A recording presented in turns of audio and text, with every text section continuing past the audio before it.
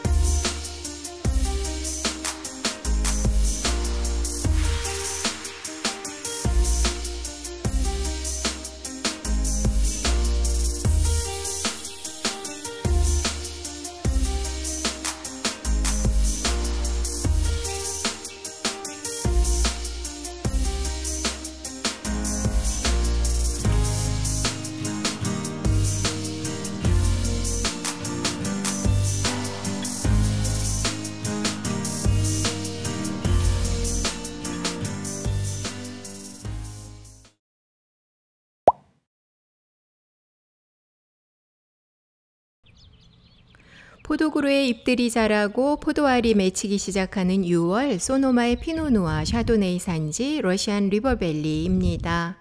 소노마 지도에서 보라색이 와인 산지 표시이고 러시안 리버밸리는 이곳으로, 제가 서 있는 곳은 이쯤입니다.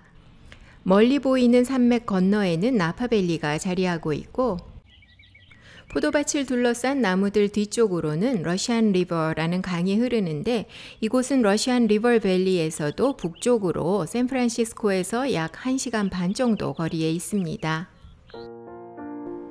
까베르네 소비뇽을 메인으로 하는 나파밸리와 달리 소노마 산지들은 다양한 품종이 자라고 있는 곳으로 연평균 기온이 높고 건조한 내륙 쪽에서는 진판델, 시라, 캐버네이 등의 레드 품종들이, 태평양의 서늘한 바람과 안개가 전체적인 기온을 높지 않게 해주는 곳에서는 피노누아, 샤도네이, 소비뇽 블랑 등의 화이트 품종들이 자라고 있는데, 지금 보여드리는 러시안 리버밸리와 이어서 보여드릴 카네로스 산지가 그런 좀 더 서늘한 산지로 태평양 바닷바람의 영향으로 연평균 기온이 높지 않아 이런 환경에 잘 맞는 피노누아와 샤도네이가 80% 이상 재배되고 있는 곳으로 러시안 리버밸리에선 피노누아가 조금 더 많이, 카네로스에선 샤도네이가 조금 더 많이 생산되고 있습니다. 6월 중순은 포도그루의 포도알들이 이제 아주 작게 맺히기 시작하는 시기이고 아침 저녁의 안개와 서늘한 바닷바람 그리고 여름철 긴 낮 시간으로 인해 과일 당도를 잘 저장해서 익어가면서도 산도를 잃지 않아 좋은 밸런스를 가진 포도 재배가 가능한 곳입니다. 러시안 리버밸리 산지 포도로 좋은 와인을 생산하는 대표 생산자에는 오베르, 키슬러, 레이미, 윌리엄 셀리엄, 폴 합스, 듀몰, 하트포드, 마르티넬리, 로키올리 등이 있고 이 중에 포도밭과 와이너리가 모두 이곳 러시안 리버밸리 산지에 위치한 와이너리 중 로키올리 와이너리를 방문했습니다.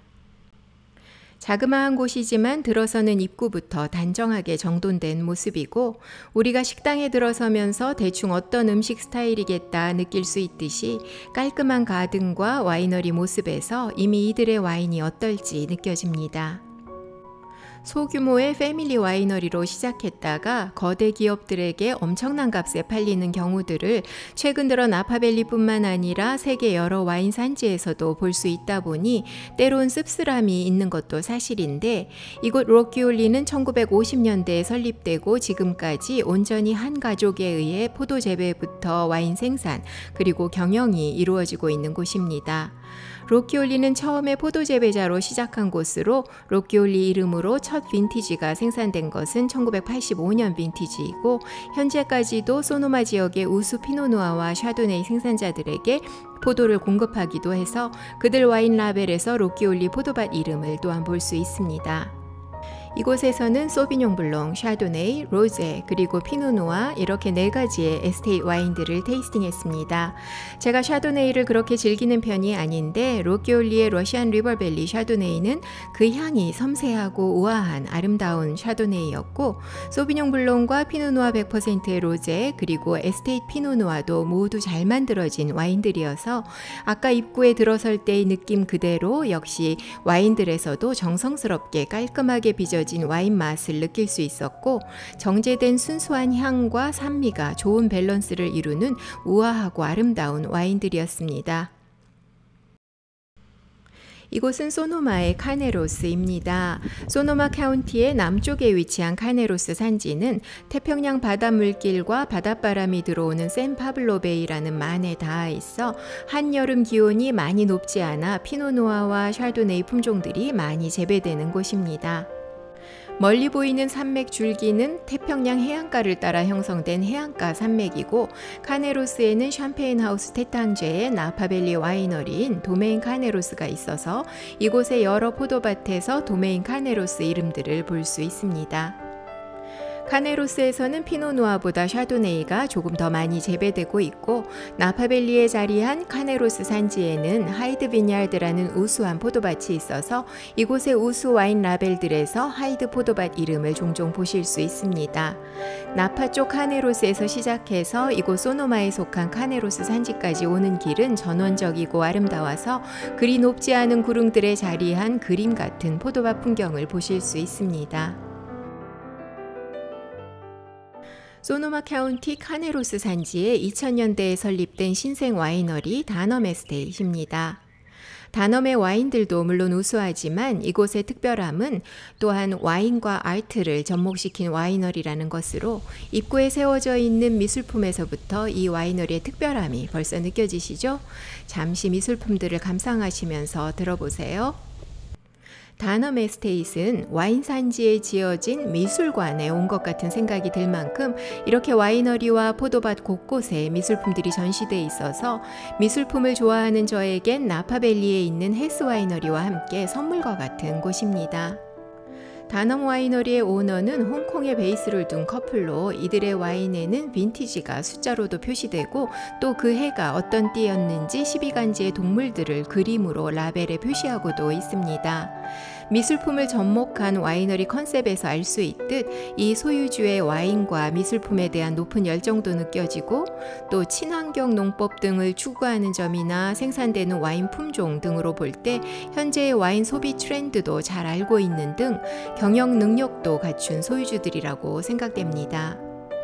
와인만 생산하는 와이너리가 전통적으로도 당연하고 지금까지도 그런 곳이 대부분이지만 누군가의 열정과 노력으로 와인과 아트 작품을 동시에 함께 즐길 수 있는 이런 특별한 컨셉의 와이너리가 드물게라도 자리하고 있다는 것이 많이 기쁘고 감사하기도 합니다.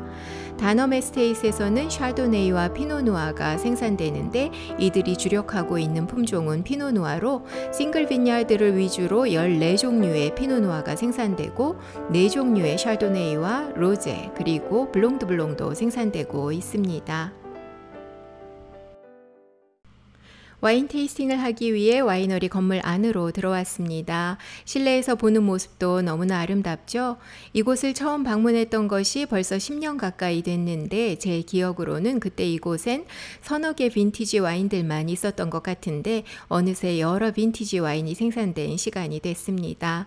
라벨에 보시면 빈티지 해에 해당하는 동물 띠가 표시되어 있어 재밌습니다. 소규모 생산을 하는 부티크 와이너리답게 다넘의 테이스팅룸은 자그마하지만 프라이빗하게 마련되어 있고 이곳 와인 테이스팅은 푸드 앤 와인 페어링으로 진행돼서 4종류의 와인을 같이 했는데 카네로스 산지와 러시안 리버밸리에서 재배된 포도로 만든 2종류의 샤도네이 그리고 소노마 북쪽으로 자리한 앤더슨 밸리라는 산지의 피노누아와 카네로스 피노누아 이렇게 4가지 와인을 음식과 함께 테이스팅했습니다.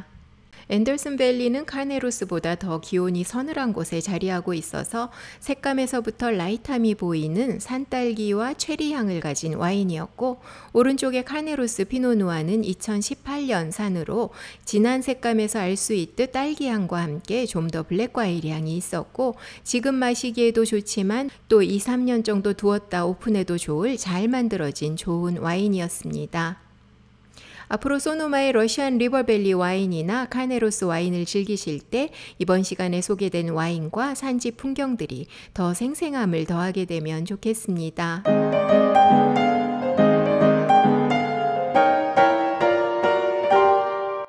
공지사항입니다. 여러분과 함께할 와인 테이스팅 행사를 구상하고 있는 중에 있습니다. 이제 막 기획해보기 시작한 단계라 아직 정해지진 않았지만 빠르면 올해 안에 10미닛 와인 아카데미의 첫 번째 와인 테이스팅 모임을 가질 수 있지 않을까 합니다. 어디서 어떻게 모임이 있으면 좋겠고 어떤 와인에 관심 있으신지 왕플로리아 인스타그램에서 메시지 주시거나 아래 펼쳐보기에 있는 이메일 주소로 연락 주시면 감사히 참고하겠습니다. 끝까지 함께 해주셔서 감사합니다. 다음 시간에 좋은 강의 내용으로 다시 만나겠습니다.